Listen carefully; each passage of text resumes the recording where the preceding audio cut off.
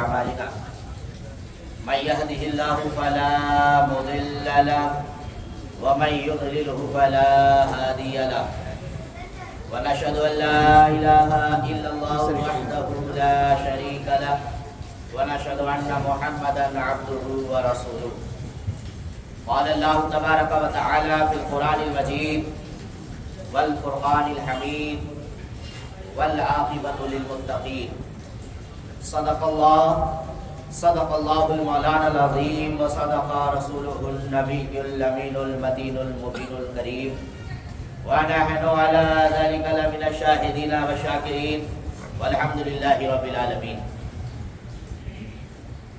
آئیے سب سے پہلے ہم اور آپ مل کر ہم سب کے آقا حضور تاجدار کائنات فخر موجودات جناب احمد مصطفیٰ محمد مصطفیٰ صلی اللہ تعالی علیہ وسلم کی بارگاہ میں نہایت ہی ادب و احترام کے ساتھ درود پاک پڑھتے ہیں۔ اللہم صل علی سیدنا مولانا محمد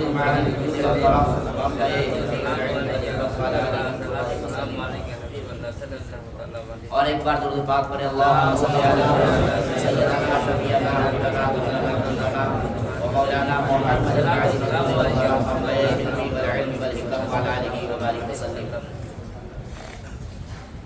آج رمضان المبارک کا آخری جمعہ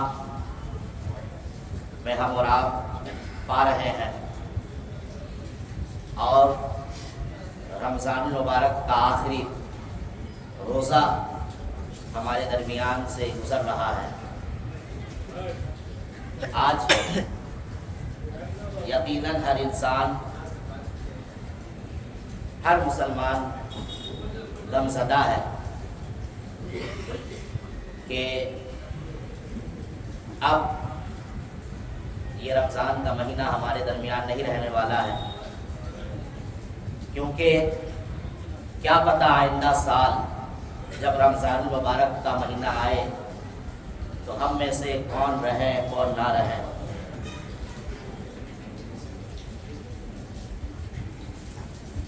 جب رمضان المبارک آیا تھا بہت خوشی ہوئی، ہم سب خوش تھے، اور رمضان جا رہا ہے تو آج دکھی ہو رہی ہے، غم ہو رہا ہے، اس لیے کہ رمضان کا وہ مہینہ کہ جس وقت اللہ تبارک و تعالیٰ کی ہر وقت، ہر لمحہ، ہر ٹائم رحمت اور برکتیں نازل ہوتی رہتی ہے۔ رمضان کا وہ مہینہ جس میں اللہ تبارک و تعالیٰ کئی ہزار بلکہ کئی لاکھ لوگوں کو بخش دیتا ہے، جہنم سے آزاد کر دیتا ہے۔ رمضان کا وہ مہینہ جس کے آنے سے تلاوت قرآن کریم زور و شور سے ہم اور آپ کرنے لگتے ہیں۔ وہ رمضان کا مہینہ جب آتا ہے تو تراویح کی رونقیں بڑھ جاتی ہے۔ رمضان جب آتا ہے تو غریبوں کے درد کا احساس انسان کے اندر جاگ جاتا ہے۔ رمضان جب آتا ہے تو ہماری عبادتوں کی رونقیں بڑھ جاتی ہیں۔ رمضان جب آتا ہے تو رمضان کے افطار کے وقت، رمضان کے مہینے میں افطار کے وقت اگر کوئی دعا کرتا ہے تو اس دعا کے وقت فرشتے آمین کہتے ہیں۔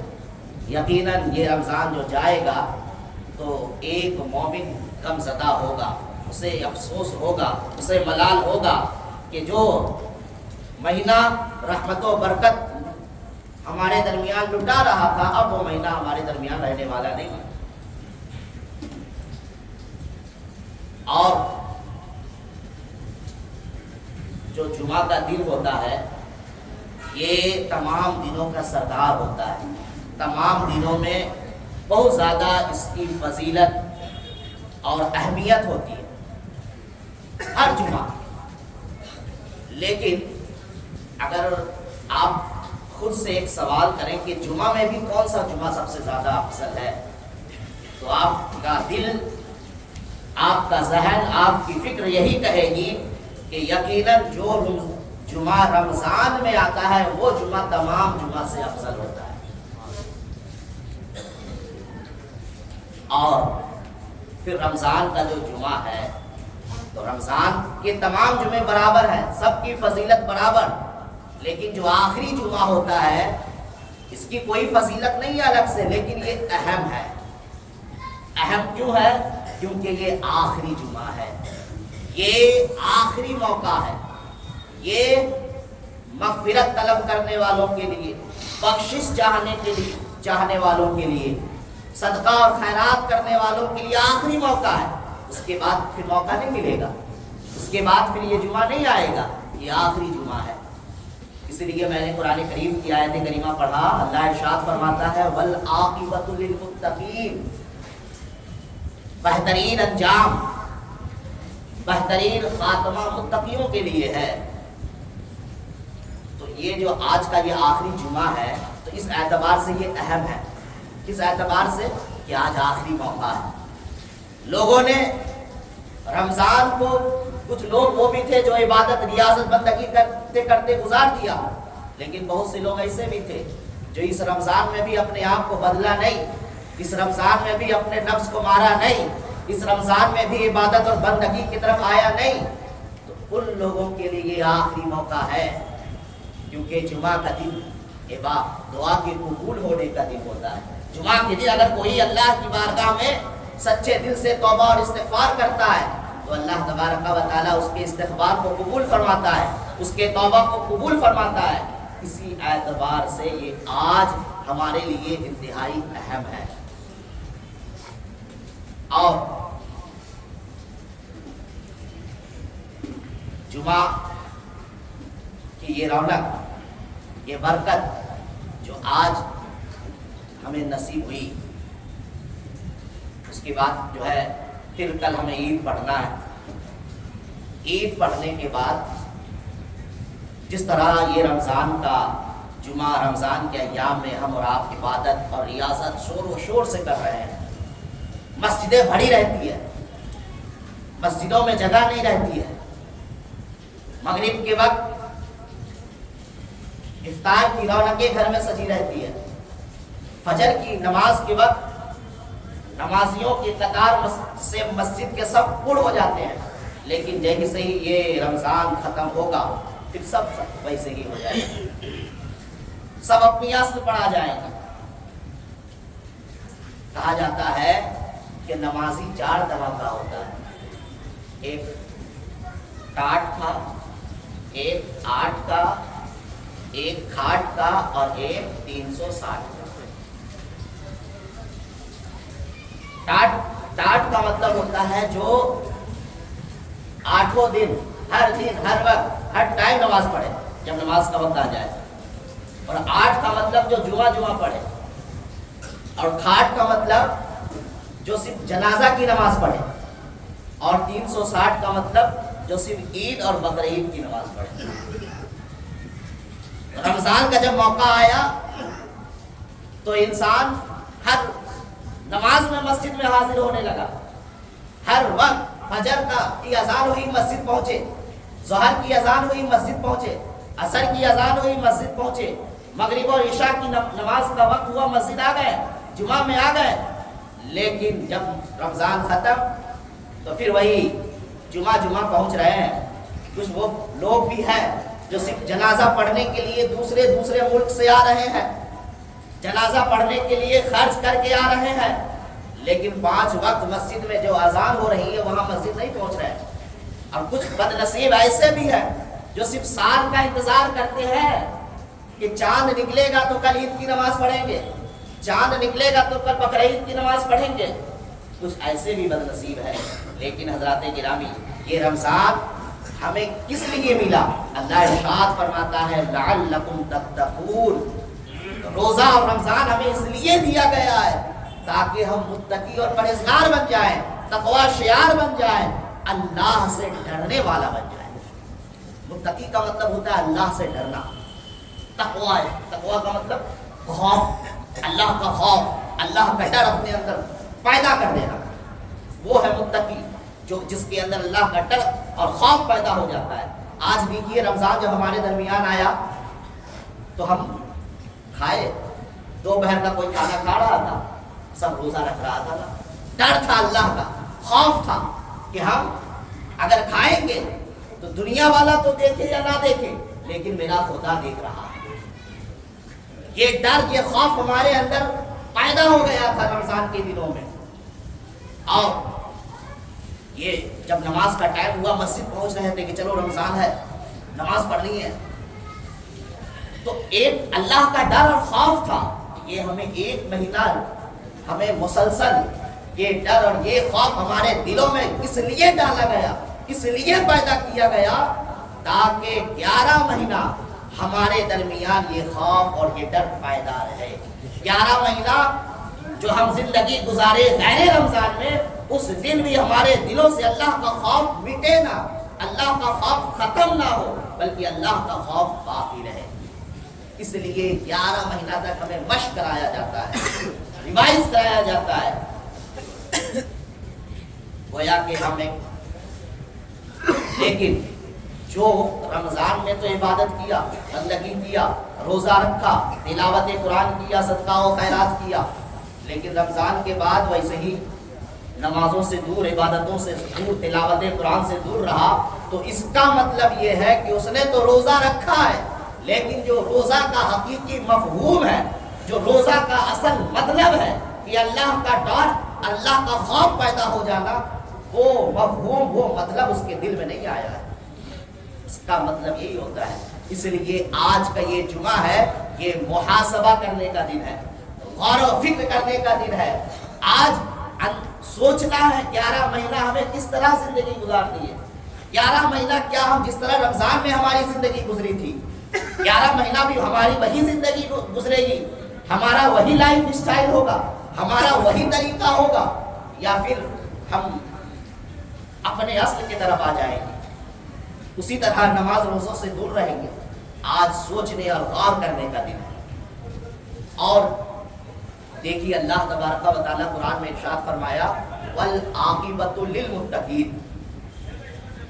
عاقبت یعنی بہترین انجام متقیوں کے لیے ہے. انجام کار, بہترین انجام یا پھر آخرت کی کامیابی, یہ متقیوں کے لیے ہے. اور متقی کا مطلب ہم نے کیا بتایا کہ جس کے دل میں اللہ کا ڈر ہو, جو یہ سوچے کہ کوئی دیکھے یا نہ دیکھے میرا خدا دیکھ رہا ہے, وہ متقی ہوتا ہے, وہ پرہیزگار ہوتا ہے. اور یہ جو رمضان ہمیں وہی سبق دیا, وہی درس دیا, وہی پیغام اور وہی فلسفہ سکھایا. اور دنیا کا بھی جو ہم اور آپ دعا کرتے ہیں نا اللہ سے کہ اللہ مرتے وقت لب پر کلمہ نصیب فرمانا, کلمہ جاری فرمانا, ایمان پر خاتمہ فرمانا. کیوں کرتے ہیں؟ اس لیے کرتے ہیں کہ ابتدا ہماری زندگی کیسی گزری, اللہ کی نافرمانی یا بندگی میں گزری, کیا اللہ راضی ہوا یا نہیں ہوا نہیں پتا, لیکن اگر ہمارا خاتمہ ایمان پر ہو جائے تو یقیناً اللہ تعالیٰ ہمیں بخش دے گا. تو آخر کا جو وقت ہوتا ہے, آخری ٹائم ہوتا ہے, وہ اہمیت والا ہوتا ہے نا. جس طرح اسی طرح یہ جمعہ جو آخری جمعہ ہے یہ بھی غور و فکر والا جمعہ ہے, اہمیت والا جمعہ ہے. کہا گیا ہے کہ کوئی اگر کسی کی روح نکل رہی ہو, وہ کلمہ نہیں پڑھ سکتا ہے, تو کتاب میں کہا گیا کہ اس کے پاس جا کر آپ کلمہ پڑھیں. کیوں پڑھے؟ تاکہ اس کا کی روح جب نکلے تو اگر وہ اس حال میں نہ ہو کہ کلمہ پڑھ سکے تو کم سے کم وہ کلمہ طیبہ سنتے سنتے اس کا وصال ہو جائے, کلمہ طیبہ سنتے سنتے اس کی روح نکل جائے. اس کا مطلب کیا ہے کہ آخرت کی آخری ٹائم کا یہ کی بڑی اہمیت ہوتی ہے. آخری وقت, آخری لمحہ یہ بڑا اہم ہوتا ہے ہمارے مذہب میں. لیکن کچھ لوگ ہیں کہ جیسے اگر آپ چلے جائیں کہیں صبح یہ کرنے کے لیے, کوئی چیز خریدنے کے لیے, دکاندار دکان کے پاس اور وہ کلمہ پڑھنے والا نہ ہو, مول بھاؤ آپ کریں تو کیا کہتا ہے کہ مول بھاؤ زیادہ مت کرو, بونی خراب ہو جائے گی, دن خراب ہو جائے گا. لیکن اس کے مقابلے میں اسلام کیا کہتا ہے, آخر بھی پہلا بھی بہتر ہونا چاہیے.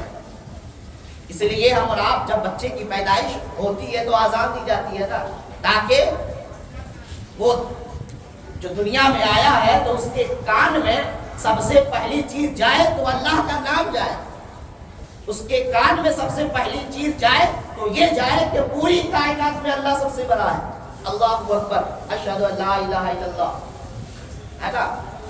کلمات اذان جو ہم کہتے ہیں تو ہمارے یہاں کانسیپٹ اور ہمارا فلسفہ کیا ہے کہ ہماری شروعات بھی اچھی ہو اور ہم کوشش یہ کریں کہ ہماری آخرت بھی اچھی ہو۔ اسی طرح رمضان جس طرح ہم اور آپ گزارے کہ شروع میں اللہ کی بندگی اور عبادت کر کے گزارے ہیں، ہر جمعہ مسجد میں پہنچ رہے تھے، ہر وقت مسجد میں پہنچ رہے تھے، ہماری شروعات رمضان کی ایسی ہوئی تھی، اسی طرح آج جو رمضان کا آخری جمعہ ہے تو ہماری کوشش بھی یہ ہونی چاہیے کہ ہم رمضان کے آخری جمعہ میں بھی مسجد پہنچے، آخری ٹائم میں بھی عبادت کرے، اللہ سے فریاد کرے، بخشش کرے اور یہ دعا کرے کہ یا اللہ جس طرح ہم نے پورے رمضان تیری عبادت اور بندگی میں گزارا ہے، اسی طرح 11 مہینہ تک ہم بھی تیری بندگی، تیری عبادت اور تیری رضا حاصل کرتے ہوئے پوری زندگی گزارا۔ آج یہ جو رمضان کا ہمیں درس ملا کہ اللہ کی تقوی اختیار کرنے کا، اور تقوی کا مطلب خدا دیکھ رہا ہے، اگر یہ انسان کے اندر پیدا ہو جائے کہ خدا دیکھ رہا ہے تو انسان کوئی گناہ نہیں کرے گا، کوئی گناہ نہیں کرے گا اگر صحیح میں پیدا ہو جائے۔ حضرت عبداللہ ابن عمر رضی اللہ تعالیٰ عنہ کے ساتھ حضرت نافع، اس طرح نام کے ایک صحابی رسول ہے، مدینہ منورہ کے کسی علاقے میں دونوں گئے، ظہر کا وقت ہوا، دسترخوان لگایا گیا، کھانا پیش کیا گیا، دونوں کھانا کھا رہے تھے، کھانا تناول فرما رہے تھے، اسی درمیان کیا دیکھتے ہیں کہ ایک چرواہا کا مطلب جو بکری یا جانور چراتا ہے اسے چرواہا کہا جاتا ہے، وہ چرواہا بغل سے بکری لے کر گزر رہا تھا۔ حضرت عبداللہ ابن عمر نے اسے کہا کہ آ جاؤ ہمارے کھانے میں شریک ہو جاؤ۔ دیکھیں یہ اسلام کا نظام، اگر آپ کھا رہے ہیں، کوئی آپ کے بغل سے گزر رہا ہے تو آپ انہیں کوشش کریے کہ اپنے کھانے میں شامل کر لیں، ہے نا؟ کچھ لوگ ایسا ہوتے چھپا لیتے ہیں، کھانا چھپا لیتے ہیں، نظر لگ جائے گا۔ حالانکہ اپنے مسلمان بھائیوں کو، اپنے دینی بھائیوں کو اس میں شامل کرنا چاہیے۔ اگر وہ بھوکا ہوگا تو کھائے گا، اور اگر بھوکا نہیں ہوگا تو کم سے کم آپ کے لیے دعا کرے گا، بارک اللہ تعالیٰ اگر کہہ دے گا تو آپ کی اس کھانے میں برکت نازل ہو جائے گی۔ حضرت عبداللہ ابن عمر رضی اللہ تعالیٰ عنہ نے اس کو بلایا تو وہ کہا کہ میں کھانا نہیں کھا سکتا، میں نے آج نفلی روزہ رکھا ہوا ہے۔ تو حضرت عبداللہ ابن عمر رضی اللہ تعالیٰ عنہ، چونکہ وہ مدینہ منورہ اور عرب کی سرزمین میں بہت زیادہ تیز دھوپ اور سورج کی روشنی کی تپش زیادہ ہوتی ہے، دھوپ زیادہ ہوتی ہے وہاں، تو انہوں نے کہا کہ اس گرمی کے موسم میں بکری چڑھا رہے ہو اور نفلی روزہ بھی رکھے ہوئے ہو۔ حضرت عبداللہ ابن عمر رضی اللہ تعالیٰ عنہ نے پھر اس سے کہا کہ دیکھو ایسا کرو، تم ایک بکری ہمیں بیچ دو، ہم اسے ذبح کر کے اس کا کھانا تیار کر کے کھائیں گے بھی اور تمہیں بھی کھلا دیں گے۔ تو وہ جو ہے چرواہا کہا کہ سرکار میں غلام ہوں، یہ بکری میری نہیں ہے، اس کا مالک میں نہیں ہوں، لہٰذا اسے میں بیچ نہیں سکتا۔ حضرت عبداللہ ابن عمر رضی اللہ تعالیٰ عنہ یہ تعجب میں پڑے کہ دیکھو یہ کتنا بڑا متقی اور پرہیزگار انسان ہے، یہ غلام یہ کہہ سکتا تھا، یہ چاہتا تو بکری ہمیں بیچ دیتا اور اپنے مالک کو کہتا کہ بکری گم ہو گئی ہے، چوری ہو گئی ہے، لیکن انہوں نے ایسا نہیں کیا، انہوں نے بکری بیچا نہیں ہے، یہ سچ کہہ رہا ہے کہ یہ بکری میری نہیں ہے،